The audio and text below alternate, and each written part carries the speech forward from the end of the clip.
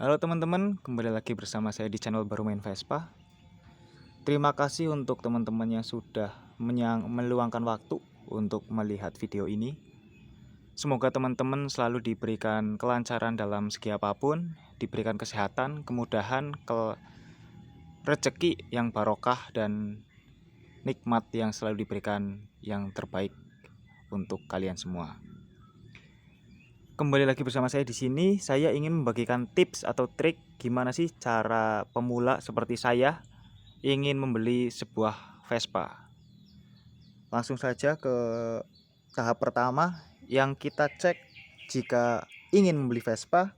Menurut saya, ini versi saya pribadi, jika saya ingin mengecek sebuah unit Vespa yang saya seorang baru main Vespa, maka yang pertama saya cek adalah tampilan bodi luar. Pertama kita lihat bodinya kan, kalau sekalian jalan, sekalian menuju rumahnya pembeli, kita langsung melihat. Pertama pasti bodinya. Wah, bodinya hancur. Wah, bodinya banyak kropos. Wah, bodinya kok nggak lempeng. Wah, gitulah. Penilaiannya banyak pertama di bodi. Apa aja sih yang pertama kita nilai di bodi? Yaitu cat. Catnya lihat dulu. Wah, banyak yang pokel-pokel. Tuh. Masih layak enggak? Tuh. Kita nilai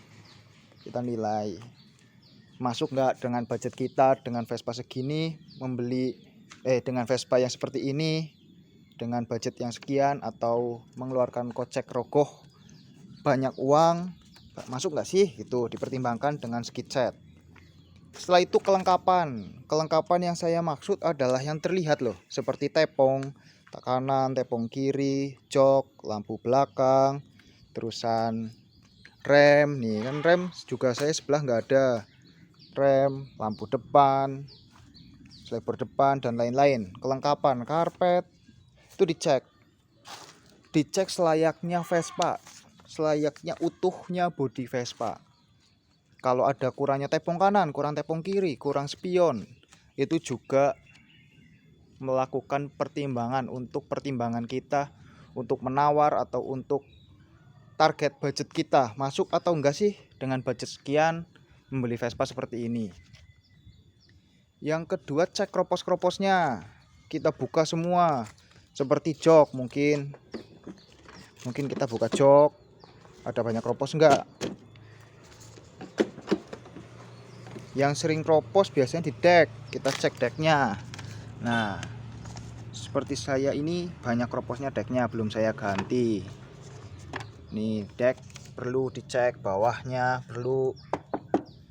Tuh kropos biasanya sih bawah ini nih dicek semua untuk pertimbangan, untuk menawar, untuk apapun, hal seperti apapun. Dan terakhir pada saat melihat dari awal, yaitu melihat bodinya lurus atau tidak. Gimana cara melihat bodi lurus? Kalau saya melihat bodi lurus itu antara ban menuju ke sasis, terus ban belakang menuju ban depan itu nggak ada spasi, maksudnya nggak ada mereng kanan atau mereng kiri, itu kan lurus, ban depan tidak kelihatan. Ya mohon maaf ya, masih ditemani kambing saya yang masih kelaparan. Tapi asik sih dengar suara kambing kalau saya ya. Tips kedua yaitu mengecek mesin. Mesin kan di sebelah kanan, namanya juga Vespa, mesin kanan, masa mesinnya nang dhuwur yang kok udah Vespa jenenge. Cek mesinnya, kita buka. Nah, kita buka. Kelengkapannya apa aja? Pertama, kita cek suara. Suaranya masih langsam atau tidak, masih bagus atau tidak. Terus knalpotnya masih standar apa udah racing. Kita cek semua untuk pertimbangan kita juga. Setelah itu, lihat mesinnya itu basah atau kering. Biasanya kita melihat ada rembes-rembesan atau tidak. Seperti itu. Nah, alhamdulillah ini punya saya karena sudah dibetulkan. Ini mesinnya kering, tidak ada rembes-rembesan. Bisa dicek jika bawahnya tidak ada covernya, atau jika kalian perlu membuka cover, buka saja. Biasanya boleh oleh pemiliknya jika dicek secara detail untuk dibeli ya. Jika tidak boleh, Jangan kalian yang buka sendiri, tapi pemiliknya. Mohon bantuan pemiliknya biar tidak ada kesalahan. Biar misalnya tidak jadi deal untuk membeli, tidak ada kerusakan dari kita yang berbuat, yaitu dibuat oleh pemiliknya sendiri kerusakan tersebut. Jadi lebih baik menyuruh atau memerintahkan pemiliknya. Jika sudah dibolehkan, maka kita sudah membuka sendiri, tidak apa-apa. Jika sudah dibolehkan, itu ya tanda kutipnya, jika sudah diperbolehkan. Terus selanjutnya masih dalam bidang mesin, yaitu kelengkapannya. Kelengkapannya saya maksud seperti karburator ada atau tidak, kelistrikan, ini pengapian, cop businya ada enggak, cover kop itu ada apa enggak, tutup peci lah istilahnya mungkin ya. Terusan kayak magnet ada apa enggak, masih utuh apa enggak, sirip-siripnya. Terus selah-selahannya bengkong atau tidak, itu juga menjadi pertimbangan. Setelah itu, jika kalian ingin detail lagi, coba cek pengapiannya, copot businya masih bagus atau tidak. Jika pengapian bagus, yang saya tahu itu businya warna merah bata. Yang saya tahu. Jika ingin lebih detail lagi, buka kopnya, masih standar atau tidak sehernya, atau sudah oversize besar.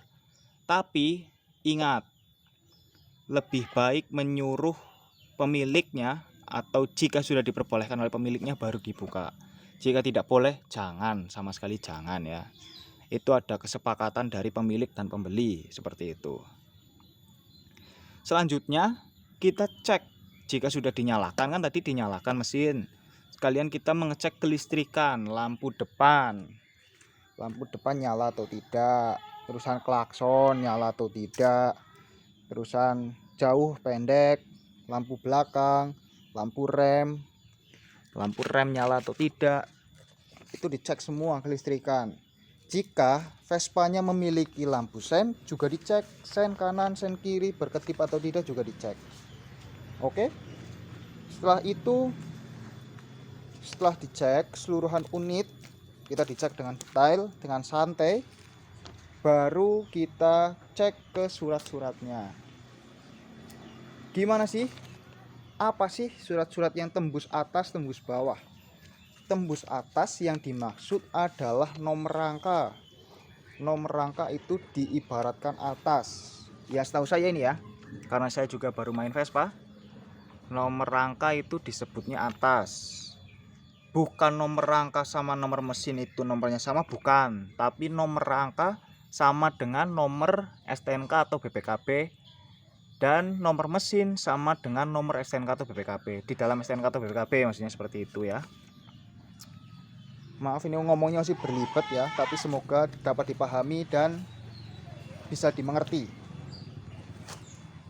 Setelah surat-surat dilihat, lihat lagi pajaknya jalan atau tidak, taat atau tidak.